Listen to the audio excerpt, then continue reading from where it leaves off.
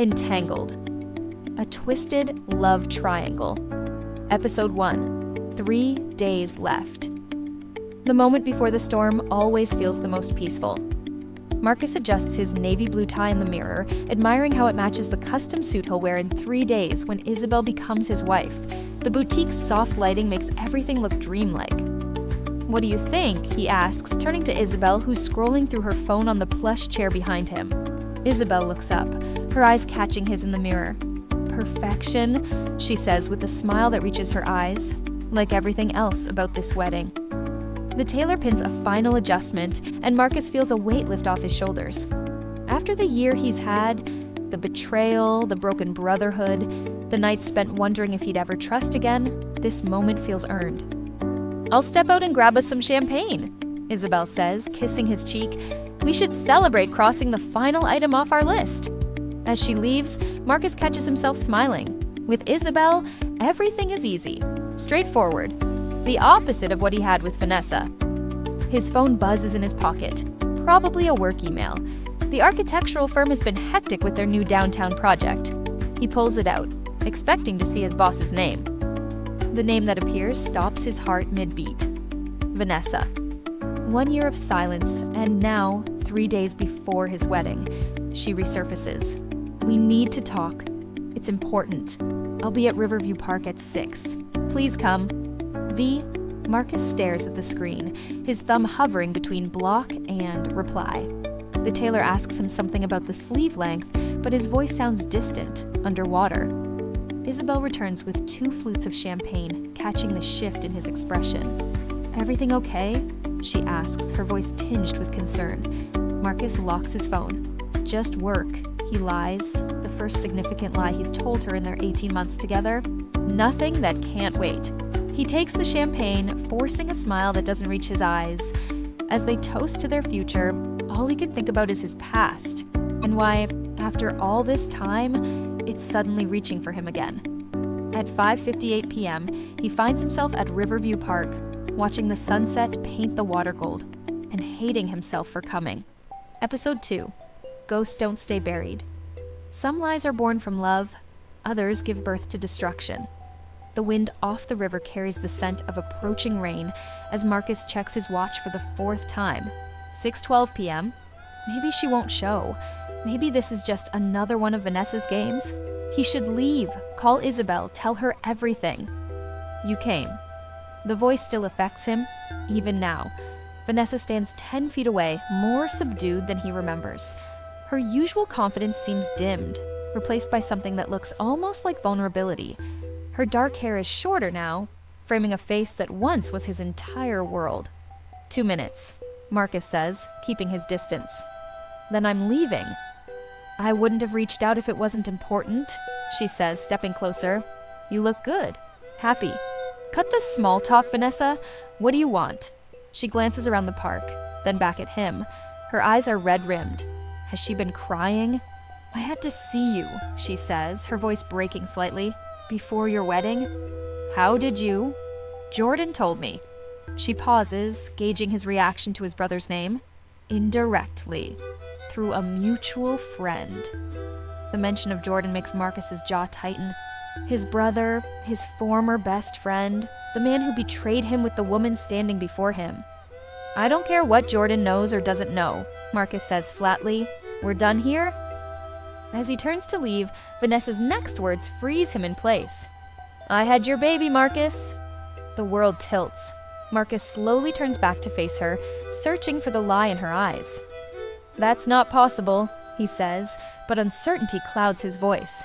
"We broke up over a year ago." "I was already pregnant when everything fell apart," she says, reaching into her purse with trembling hands. "I didn't tell you because I was a mess.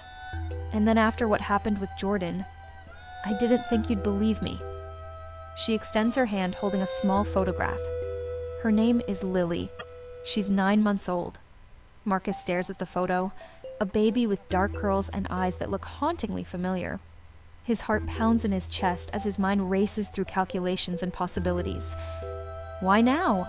he finally manages, his voice barely audible over the rush of blood in his ears. "Why 3 days before my wedding?" A tear slides down Vanessa's cheek. Because she deserves to know her father, and you deserve to know your daughter.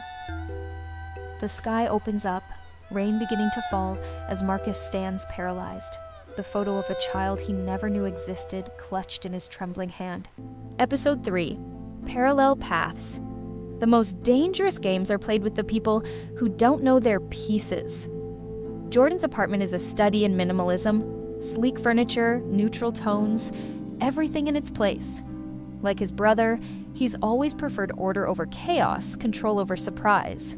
The irony isn't lost on him. He sits at his kitchen island, nursing a whiskey and staring at his phone. The same baby photo Vanessa sent him 3 days ago is open on the screen. Same dark curls, same eyes that could be his, or his brother's. "You're sure this is your kid?" Kyle asks from the couch, his oldest friend watching him carefully. "Because the timing seems suspicious," Jordan finishes, setting down his glass.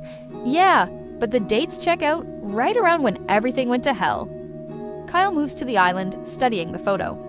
"And she just shows up out of nowhere with this bomb after ghosting you both for a year?"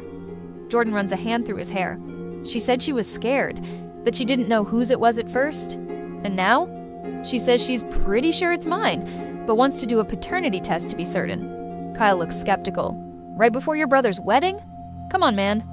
Jordan's jaw tightens. "I haven't spoken to Marcus in a year. Not since you slept with his girlfriend." Kyle finishes bluntly. "Yeah, I was there for the aftermath, remember? Picked up the pieces of both of you." "It wasn't like that," Jordan says defensively. "Vanessa and Marcus were practically over. She told me they were over." "And you believed her because I was an idiot," Jordan admits, the admission still painful after all this time. "But this," he gestures to the photo, "this changes everything." "Does it?" Kyle challenges. "Or is this just Vanessa creating more chaos?" Jordan's phone lights up with a text. Vanessa. "I think it's time you met your daughter. Tomorrow at 2, my place." Something in Jordan's chest tightens. Hope, fear, or some toxic combination of both. "I have to see her," he says, more to himself than to Kyle. "If there's even a chance this baby is mine." "And what about Marcus?" Kyle asks. "His wedding is in 2 days." Jordan looks away, guilt washing over him. "He made it clear he never wanted to see me again." "So, you're not going to tell him that the woman who came between you might have had one of your babies? That's messed up even for you two." Jordan's finger hovers over the screen, Vanessa's text still waiting for a response. "I'll deal with Marcus after I know for sure." What Jordan doesn't know, as he types back his confirmation, is that across town, Marcus is staring at the same baby photo, believing the same impossible lie. And in a third location, Vanessa sits in her apartment smiling at her phone as both brothers, still strangers to each other after a year of silence, take the first steps in her carefully orchestrated game. Beside her, a friend's baby sleeps peacefully in a borrowed carrier, unaware of her role in the performance about to unfold. Episode 4. The fuse is lit. The truth doesn't explode. It sizzles quietly until it burns through everything. Marcus hadn't slept. Not really.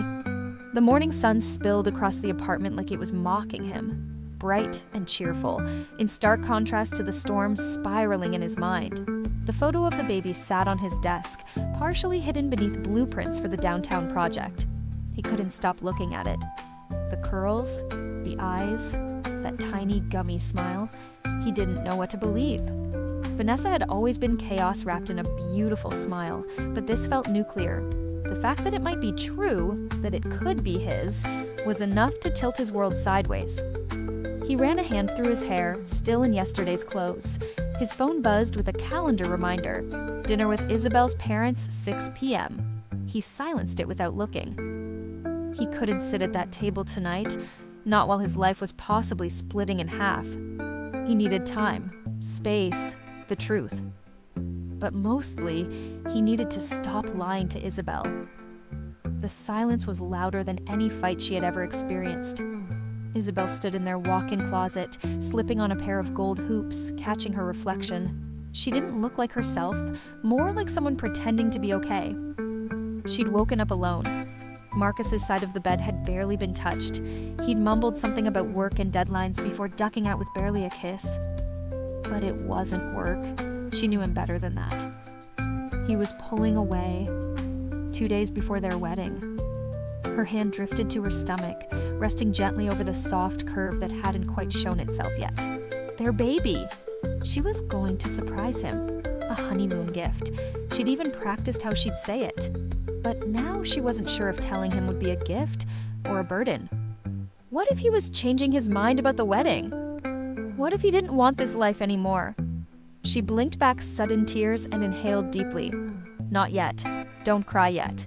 Meanwhile, Marcus stared at his phone, wrestling with a decision that felt impossible. Call it off? The words echoed in his head like a bell he couldn't unring. He wasn't sure what was worse, the lie he'd already told Isabel or the truth he wasn't ready to say out loud. He couldn't go through with dinner while everything felt on the verge of collapse. He needed to figure out what Vanessa was playing at. Whether Lily, the baby, was actually his. Whether he was about to become a father to a child born of betrayal.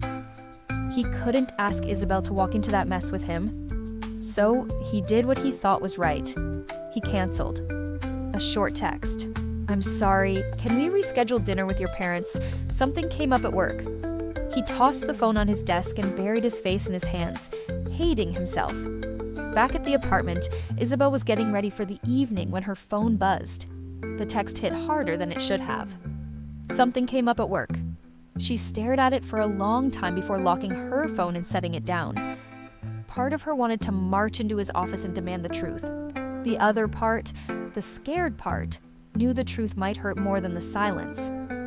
On the other side of the city, Jordan was discovering his own uncomfortable truths.